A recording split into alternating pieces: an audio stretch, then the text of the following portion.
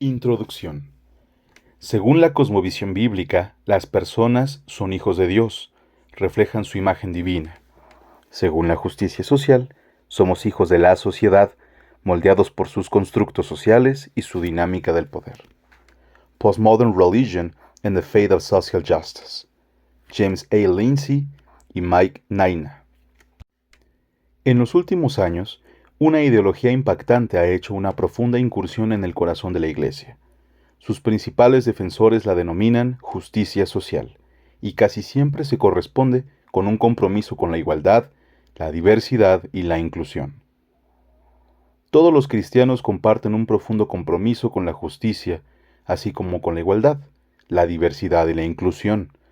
No obstante, como suele decir John Stonestreet, presidente del Colson Center para la Cosmovisión Cristiana, no es bueno tener el mismo vocabulario cuando se usan diccionarios distintos. Completamente cierto. Lo que los defensores o abogados culturales de la justicia social quieren decir con estas palabras, como veremos, es completamente distinto de la definición que da la Escritura y de su entendimiento histórico en la cultura occidental. Las palabras importan, conforman nuestras ideas y nuestras creencias. Estas, a su vez, mueven la cultura, conforman la manera en que pensamos y nos comportamos, para bien o para mal. Muchas personas dan por sentadas las palabras, las usamos pero rara vez nos paramos a pensar en ellas. No somos conscientes de su tremendo poder. Todo cambio de cultura comienza con un cambio de lenguaje. Los cambios de lenguaje, nuevas palabras, nuevas definiciones, se pueden normalmente rastrear en influyentes líderes de pensamiento que tal vez hayan vivido siglos antes. El finado filósofo cristiano Dallas Willard escribió: las ideas de los economistas y los filósofos políticos son mucho más poderosas de lo que comúnmente se cree, tanto cuando son acertadas como cuando son erróneas. Ciertamente pocas cosas influyen más en el mundo. Dios levantó la Iglesia para extender su reino de bondad, luz y belleza en este mundo caído. Una de las maneras más importantes en que hacemos esto es comunicando y encarnando las poderosas y vivificantes palabras de Dios en la Escritura, palabras como libertad, amor, compasión y justicia. La Biblia es mucho más que un mensaje de salvación, aunque esto sea absolutamente crucial. Esto es una cosmovisión integral que define y conforma todos los aspectos de la realidad y la existencia humana. Es la historia transformadora de Dios, pero a diferencia de otras cosmovisiones es verdadera. Se corresponde con la realidad que realmente existe. Define para todos los tiempos y pueblos lo que realmente significan palabras como verdad, amor, justicia y equidad. Estas verdaderas definiciones bíblicas dan lugar a culturas específicamente cristianas. En palabras del teólogo Robert Lewis Wilken, la cultura vive por el lenguaje y las actitudes. Los pensamientos y los sentimientos de la cultura cristiana se forman y se transmiten por el lenguaje de las Escrituras. De manera que cuando la Iglesia evangélica consciente o inconscientemente cambia la definición de una palabra tan importante como la justicia por una falsa imitación, no es un asunto insignificante. Las ideas acarrean consecuencias, pero como nos recuerda Os Guinness, también antecedentes, es decir, han surgido en alguna parte. La verdadera definición de justicia halla su fuente en la Biblia y se ha expresado históricamente en maneras que han supuesto bendición para las naciones. Sin embargo, hoy tomamos todo esto por sentado, incluso el imperio de la ley o el Estado de Derecho y los procesos legales. La falsificación tiene su origen en las filosofías huecas y engañosas, como lo dice Colosenses capítulo 2, versículo 8, que surgieron en Europa en el siglo XVIII. Se remonta a los famosos filósofos y activistas como Immanuel Kant, Friedrich Nietzsche, Karl Marx, Antonio Gramsci y Michael Foucault. Sus ideas arraigaron profundamente en la cultura occidental. Con el tiempo, mutaron y se fusionaron en una escuela de pensamiento que los académicos contemporáneos denominaron teoría crítica. Se usan otros nombres, por ejemplo, políticas identitarias, interseccionales o marxismo cultural, pero en este libro me refiero a ellas como ideología de la justicia social. Uso el modificador ideológico para indicar que estamos comentando algo mucho más amplio que la justicia. Más bien, una ideología o cosmovisión integral que ayuda a explicar por qué atrae a tantos adeptos. Necesitamos cosmovisiones para dar sentido a nuestra vida, para ayudarnos a entender nuestra identidad y propósito en una sociedad cada vez más poscristiana. Un número creciente de personas no tiene conocimiento de la Biblia. Sin embargo, fue la cosmovisión cristiana la que conformó Occidente durante siglos. Proporcionó los supuestos básicos que suministraron a muchas generaciones su identidad y su propósito, fueran o no cristianas. Pero hoy, con la Biblia y la cosmovisión bíblica en marcado declive, la ideología de la justicia social está llenando el vacío. Nuestra cosmovisión determina cómo pensamos y actuamos, impulsa las decisiones que tomamos, actúa como las raíces de un árbol frutal, determinan el fruto. Hablando de falsos maestros y de ideologías fraudulentas, Jesús dijo: por sus frutos los conoceréis, en Mateo 7:16. Como verá en este libro, la ideología de la justicia social se puede reconocer por su fruto amargo. Las vidas y culturas moldeadas por ella se distinguen por la enemistad, la hostilidad, la sospecha, la reclamación de derechos y la queja. Trágicamente, esta cosmovisión falsa está haciendo una profunda incursión en la iglesia evangélica que corre grave peligro de abandonar la verdadera justicia por un fraude. Yo creo que este intercambio está siendo mayormente involuntario. La ideología de la justicia ha influido, sobre todo en los últimos 30 años, que todos nosotros hemos resultado influidos de una manera u otra. Actualmente es la cosmovisión predominante que conforma grandes áreas de la cultura. Hace 10 años se reducía principalmente a los planes universitarios de humanidades. Actualmente es la cosmovisión reinante que domina en casi todos los aspectos de la educación. Domina las grandes empresas, los medios de comunicación, el entretenimiento, la alta tecnología y buena parte del gobierno, que incluso de los sistemas judiciales. Los cristianos no son ciertamente inmunes a las ideas tan impactantes que moldean las instituciones que todos compartimos. Muchos cristianos han absorbido en gran manera los supuestos de la ideología de la justicia social de improviso, pues les han encontrado desprevenidos. Al fin y al cabo, usa palabras bíblicas y conceptos como justicia, opresión, antirracismo e igualdad, aunque furtivamente redefine todos ellos.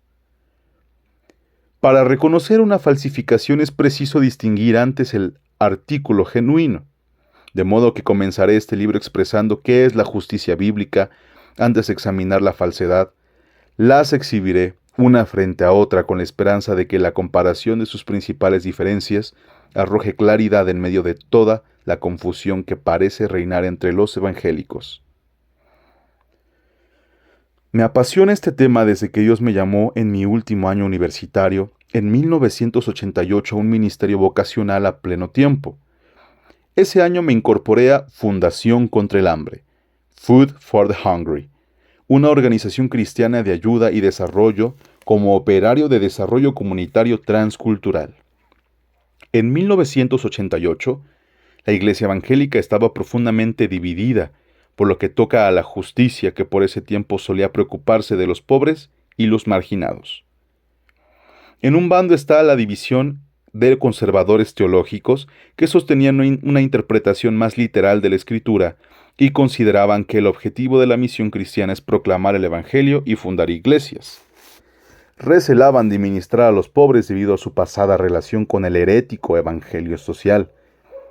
Por otra parte, hubo un grupo más pequeño de activistas evangélicos que se interesaron profundamente por la pobreza y la injusticia. Uno de sus líderes más destacados, Ron Sider, del Eastern Theological Seminary de Filadelfia, publicó su influyente libro Cristianos ricos en la era del hambre, en 1978. Y después fundó Evangélicos por la Acción Social.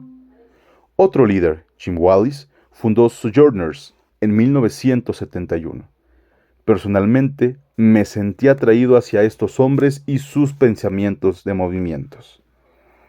Los años 20 de servicio con Fundación contra el Hambre me llevaron a algunas de las naciones más pobres de la Tierra. Durante esos años, ahondé mi conocimiento sobre las causas y soluciones de la pobreza, y cuanto más aprendía, menos me entusiasmaban las enseñanzas de Sider, Wallis y otros hombres que abrazaban esta perspectiva. Cuando comencé mi carrera en Fundación contra el Hambre, me acababa de graduar de la Universidad Privada de Artes Liberales de Oregon.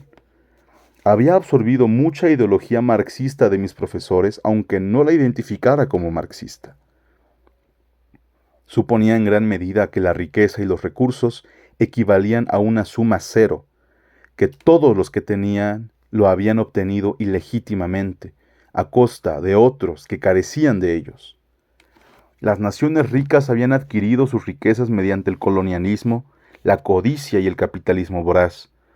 Habían manipulado el sistema a costa de los pobres. Tuvieron que pasar muchos, pero muchos años, con la ayuda de algunos mentores excelentes y piadosos, hasta que me di plena cuenta de que mis supuestos acerca de las riquezas y la pobreza se basaban más en Marx que en la Biblia. Finalmente me hice esta pregunta.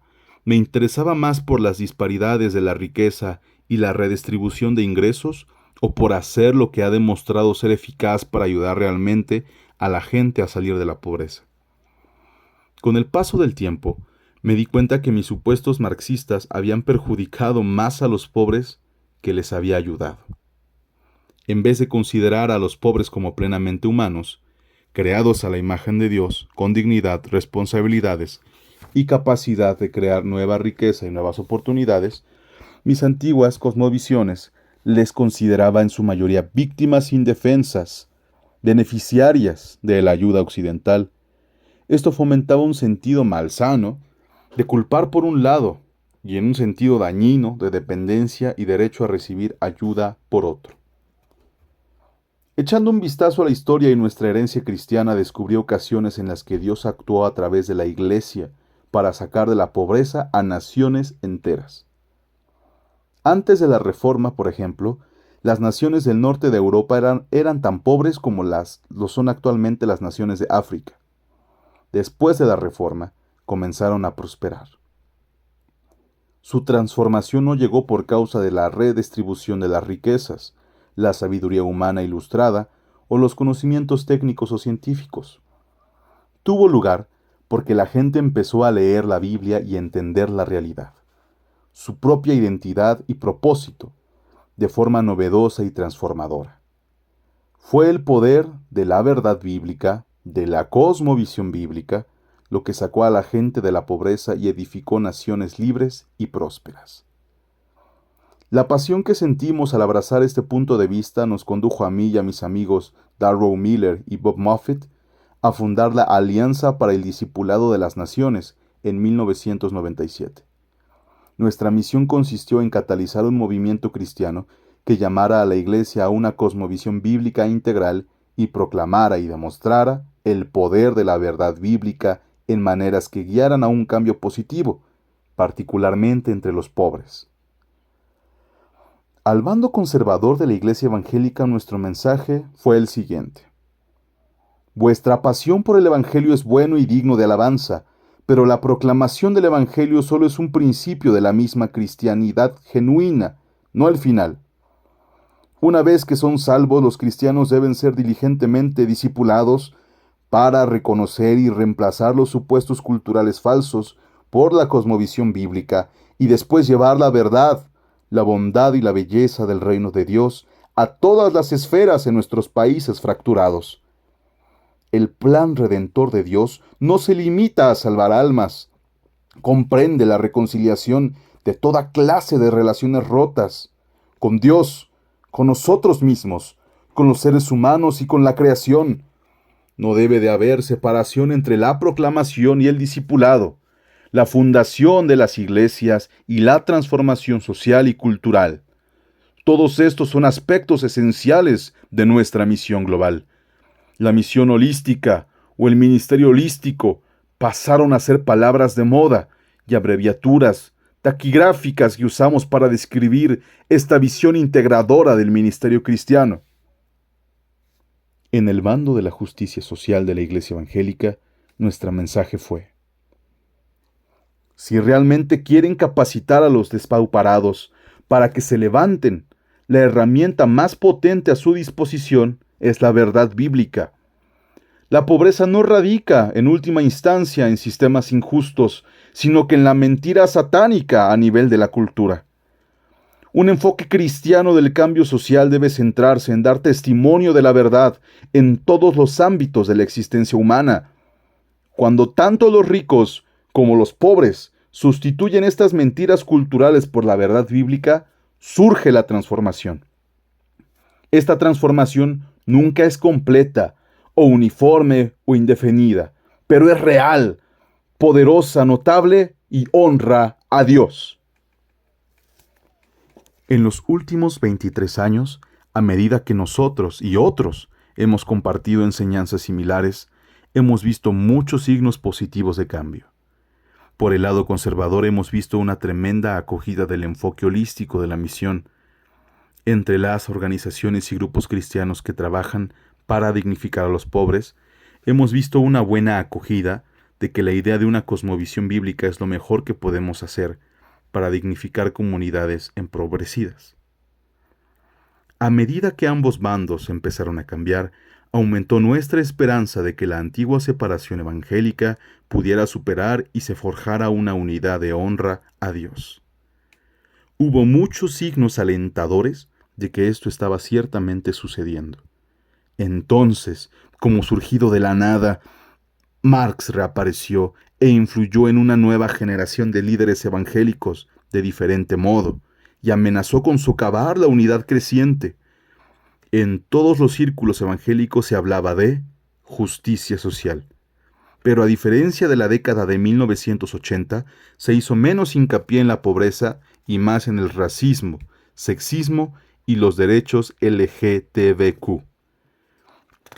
En 2010, un joven y dinámico pastor llamado Ken Witzma lanzó la conferencia sobre justicia, que influyó enormemente en los evangélicos mileniales. Cuando leí el libro de Ken, The Myth of Equality, escuché a los oradores que intervinieron en sus conferencias, me pareció que ofrecía un potente cóctel que combinaba una parte de teología evangélica con dos partes de teoría crítica. Mi señal de alarma saltó cuando vi que este mismo sincretismo se extendía al núcleo central del movimiento evangélico tradicional.